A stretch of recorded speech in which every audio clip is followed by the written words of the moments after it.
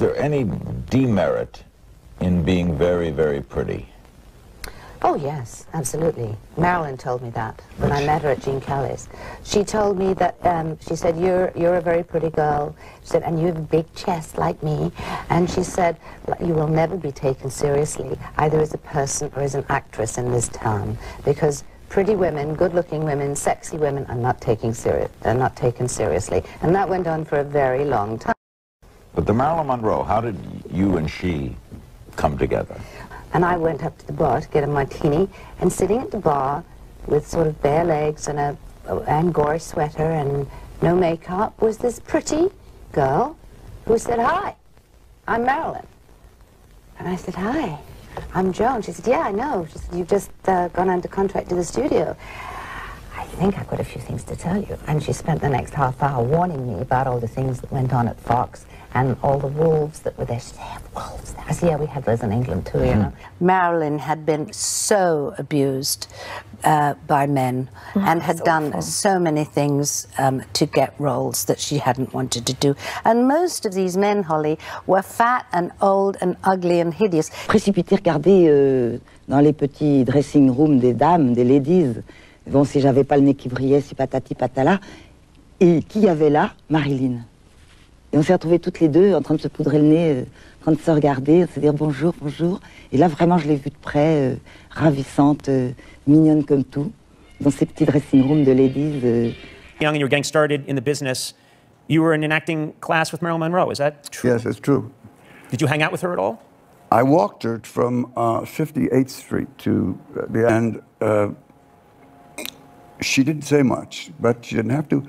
And walking along, and I said, you know, this is amazing, Marilyn, because nobody's... People weren't recognizing her? No, they didn't recognize her. I said, wow, how come they don't jump up and down? And she said, oh, do you want to see her? I went, sure. It was just to throw her shoulders back, you know. I tried that all the time, nothing happened. Like that, and she started walking along within 20 feet. It was surrounded by about 40 people. Wow. So she could become Marilyn Monroe. Like that. Yeah. Yeah. And I liked her so much. I liked her because she was so real and sweet and kind and all those things, besides being gorgeous. Yeah. And a few other things. Happy birthday to you.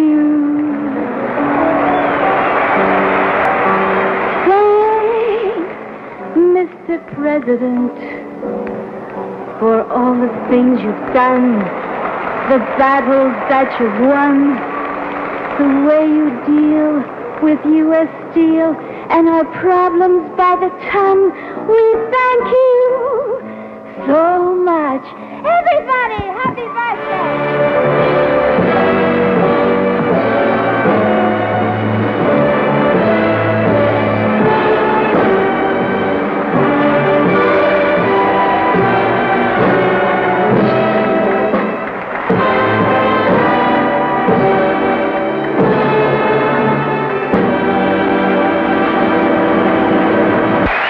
I can now retire from politics after having had Happy Birthday sung to me in such a sweet, wholesome way. So before I started the deep dive, I was so excited because I love Marilyn Monroe. I love her story. I've always connected with her and Aaliyah. Like, I don't know why. And for the deep dive, of course, I had to give you guys a Marilyn Monroe inspired look. If you know me, you know I'm a huge Marilyn Monroe fan. I've always been a fan of hers since I was like 10 years old. I remember finding out about her story and really relating to Marilyn. She is a Gemini as well. She's a Gemini too. So maybe that's what it is. I just see some parts in myself for her. Like, I even have a poster of hers that I have in my home. So it's this picture of Marilyn reading, and obviously I like reading. And the fact that she would purposely take pictures of her reading just so people would take her serious just speaks volumes. Let's dive right into the video. Welcome back to Sapphire Love, where we dive into all things mental gems. And if you're new here, welcome. So today's video is going to be a little bit different. So we're going to be doing a documentary style deep dive into one of the most complex and powerful emotions, envy. So envy is just not about wanting what someone else has. It's deeper than that. It's darker than that. And it's often tied to someone's deepest insecurities. So we're exploring this through the lens of Marilyn Monroe and Jacqueline Kennedy. But this isn't just a story about them. It's a story about all of us. And especially for those of us who, like Marilyn, have faced envy for simply being ourselves. So let's get into it. Envy is a powerful emotion that has been present throughout history and across all walks of life. At its core, envy is about a perceived lack. We feel that someone else has something we don't, and it threatens our sense of self. It's not just about material things. It's often about intangible qualities like charisma, confidence, presence, things that can't be bought or easily attained. So Marilyn Monroe embodied that. She had an energy, a light, an aura that captivated people. It wasn't just her beauty. It was her vulnerability, her charm, her ability to light up a room. And that's why she was envied, not just by the public, but also by those who were close to her, including other powerful women like Jacqueline Kennedy. Marilyn Monroe wasn't just another beautiful face, so she was a phenomenon. And I think that's why I fell in love with her, because she reminded me of myself. There was just something about her that drew people in, a magnetic presence. And it went beyond looks. It's that kind of charisma that makes people uncomfortable because it's something you can't buy. Like, you can't manufacture it. So Marilyn had a natural allure that people either adored or envied. She wasn't a threat because she was trying to take anything from them. No. But because she embodied qualities that were hard to compete with. This is what I've been telling you girls. So effortless charm, vulnerability, she was relatable, yet unattainable. And that combination can stir envy like nothing else. And I relate to this. I feel like I have personality. I'm quite quirky. I'm charismatic, and yet I'm beautiful at the same time. So I feel like people really scratch their brains. Women and men, but mostly women. Am I right? They be scratching their brains like, what is this? Like, this isn't right. You need to act a certain way. I would have people be friends with me, befriend me just because of my energy. They want to know, am I putting this on? Is this, am I doing this for attention or what? And it's like, no, this is just me. This is how God made me. So you don't have to be envious because of that at all. Like, no, we don't do that. People like to turn a blind eye and act confused when we say that we experience emotional abuse, trauma from people because of envy, and no one takes us seriously because of it. Like, there's so many beautiful women that are taking drugs, that are harming themselves. That could be sexual, that could be relationship, that could be self-harm, trigger warning, because of emotional abuse, because of how society treats them. So I don't take envy lightly. I don't take jealousy lightly. My channel is basically chess, not checkers. How to play chess, how to play the game of life. And that also represents how to protect yourself from envy. And that's why I'm doing this series, showing you powerful women in history that have faced envy, so they don't gaslight us to believe that it's just, oh, we just think we're all that. Oh, it's not that deep. Let's talk about Jacqueline Kennedy. Jackie was the epitome of grace, poise, sophistication, everything that Marilyn wasn't in the traditional sense. Jackie represented the established, respected woman of society, while Marilyn was the outsider, the bombshell, the woman who played by her own rules. And on the surface, it might seem like Marilyn would envy Jackie's status, envy her marriage, and her image. But envy works both ways. So Jackie too had reasons to envy Marilyn. Despite her own accomplishments and status, Jackie's world was disrupted by Marilyn's presence. Marilyn was the embodiment of a different kind of power, the kind that comes from being desired, from commanding attention just by existing. Jackie's envy wasn't just about Marilyn's affair with her husband, John F. Kennedy. It was about Marilyn's ability to be seen, to be adored, and to capture the public's imagination in a way Jackie's couldn't. Jackie's envy stemmed from a place of wanting to be that magnetic and free, that loved by the masses for simply being. And I relate to this. I've had girls jealous of me because I'm a free person. You have the decision to be free too. How are you jealous that I'm free? How are you jealous that I'm myself? You can be yourself too. But envy didn't just come from other powerful women. It came from everywhere. The public's obsession with Marilyn was a double-edged sword. On one hand, people idolized Marilyn, and then on the other side, they resented her for the very qualities that made her a star. This is why I relate to Marilyn so much, because all my life, people have been attracted to my star quality, to my light. But that same thing that attracted them to me is the same thing that they fall envy for. That's why I'm always very, very careful when it comes to people love bombing me, when it comes to people really, really admiring me. Very, very skeptical about admiration. I know that's kind of sad to say. I know that's really sad to say, but when you're a beautiful woman that's smart, emotionally intelligent, you have a light, you're an empath, you have something about you, you have to be careful, and you attract everyone. You attract everyone. Yeah, you attract good people. You also attract really, really, really, really evil people, people that are dark and don't have a light. And they will resent you for that, even though they want to use you. That's just how people are. They envied the qualities that made her a star. They envied her beauty, her fame, her lifestyle, but at the same time, they didn't respect Marilyn. Marilyn wasn't seen as a serious actress or a woman of substance. She was often reduced to a caricature of the dumb blonde, which is far from the truth. She was a very, very intelligent woman. You were smart, but I didn't know. I'm not. Yes, sure. Don't let me fool you. I'm not. You know, you have a reputation as among the great mass of people. I think it's probably the most beautiful blonde in the world, but a kind of a dumb girl because you're a beautiful blonde. And blondes and dumbness seem to go together. I think it all started with maybe with gentlemen prefer blondes. You know, it's interesting that people associate,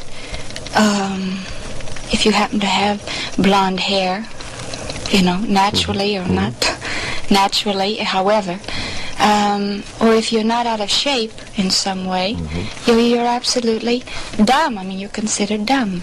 I don't know why that is. I think it's a very limited view. That isn't true, I'm sure. Well, I mean, it doesn't matter what the person, what they look like, what color hair they have. Nonsense. Or if they happen not to be out of shape. I mean, my time's to come. Gravity catches up with all of us. Yes. Slowly, but I'm afraid inexorably, if that's the right word. And she was very quirky and had a personality to her as well. So obviously, all this lack of respect, despite all of what she has achieved, is envy. It's envy. It was the public's way of diminishing her to make themselves feel better, to bring her down to a level where she could be dismissed and not taken seriously. Then there was envy from men, which manifested in a different but equally damaging way. Men desired Marilyn, but they also envied the power she held over them. I wonder if I'm scared of you. Are most men scared of you? I'm not sure whether I should be frightened of you or not. No, nobody's scared of me. I don't know. I bet a lot of guys are scared of you, though, because you're such an institution now. Really, you are. You're a kind of a national possession. Do you feel that you belong to the nation as a whole? I don't know quite what you mean by that. I live here. That'll do it very nicely. It's a strange dynamic. So two want something so badly and yet resent it at the same time. Many of the men in Marilyn's life, from her co-stars to the powerful figures she was romantically linked to, wanted to possess her, but struggled with the fact that she couldn't be controlled. I love that about her. So this envy often turned into attempts to diminish her, to reduce her to nothing more than a pretty face, to undermine her intelligence and talent. For Marilyn, this was a constant battle, and she was fighting not just for respect, but for her right to be seen as a whole person. Because they will treat you as an object, women and men, when you're a beautiful woman. The constant envy that surrounded Marilyn took a profound toll on her psyche. So envy is not just an external force, it seeps into your sense of self. For Marilyn, who already struggled with feelings of worthlessness from her childhood, being constantly envied and yet disrespected was like pouring salt onto a wound. She craved genuine love and validation, but what she often got was superficial admiration laced with jealousy and resentment. This impacted her deeply, contributing to her anxiety, her depression, and ultimately her sense of isolation. So how many pretty girls do you know that just don't post? Or pretty girls do you know that are just isolated? Because of envious people. And I feel like Marilyn, poor Marilyn, was going through this at the time. But I'm not just generally happy. If I'm generally anything, I guess I'm generally miserable. I don't know. Sometimes, I think. I don't know. I think sometimes I do, sometimes I don't. Which is natural, I guess, for everyone. I would like to be more sociable than I am. On some days.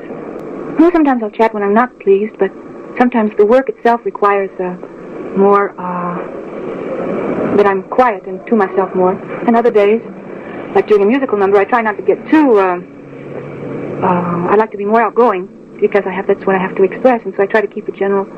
I try to. Even if I feel like it or not, I'll try to make the effort to make contact with people around me. Yes, because I could easily be alone. It doesn't bother me to be alone. Some people I know, they don't like to be alone. I don't mind it. I need it as a rest, and yeah, it kind of refreshes myself. Yeah, and a rest. Yes, I think there's two things in human beings that they, as I think there is in myself, that they want to be alone, but they also want to be together. You know? Because I think I have also a gay side to me, also a sad side. And I think that's the way with people also. But there is something in people where they need solitude for a while. Even when surrounded by people, she felt profoundly alone, misunderstood, and trapped in a cycle where she was both idolized and envied. Why are women like Marilyn Monroe envied? Envy towards women like Marilyn isn't just about beauty or fame. It's about their essence, their charisma, their light, their ability to stand out without trying. It's the qualities that can't be bought or imitated. It's the energy, the presence, the way they make others feel. These are the things that stir envy because they can't be replicated or owned by anyone else. For many, it's easier to envy these women than to confront their own insecurities or acknowledge the place where they feel lacking. They don't want to confront themselves. Like, you'd rather be envious of someone than do the work. You'd rather be envious and compare yourself to someone than do the work. And who are you to believe that someone doesn't deserve what they have? I don't care what anyone says. I don't get envious. I never get jealous. You know me, I'm always going on a tangent, but I don't get jealous. I was not raised that way. That's why growing up, I was naive, because I didn't know people could be jealous, because my parents did not raise me that way. So instead of saying, well, everyone's a bit jealous, no, everyone is not a bit jealous. Do not take an accountability. Not everyone is jealous, actually. Some people's parents raised them not to be jealous. I never ever experienced my mother compare herself to anyone. I never experienced that.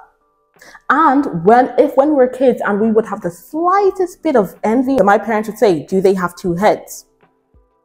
Do they have two heads? No, they don't have two heads. So you can get it too. Who are you to think that someone doesn't deserve to have this? Who are you to be hostile? Who are you to make someone feel a type of way because you're insecure? No. I don't work that way. Instead of trying to make an excuse as to why you're jealous, no, you should be ashamed of yourself. I would never excuse jealousy, ever, especially being on the receiving end of jealousy since I was a little girl until now. I will never excuse it. Maybe you don't experience jealousy, so that's why you think it's not that deep. But if you're someone that has a lot of good qualities and you make people feel good, you're going to face envy. You will. You will. And I know the amount of things that I faced before I was street smart. I had to go through plenty of experiences, bad relationships, bad friendships, bad colleagues, just because of the physical beauty and the internal beauty that I possess, and the internal beauty and the physical beauties that you girls possess too. It's easier for these women to envy than to confront their own insecurities or acknowledge the places where they feel lacking.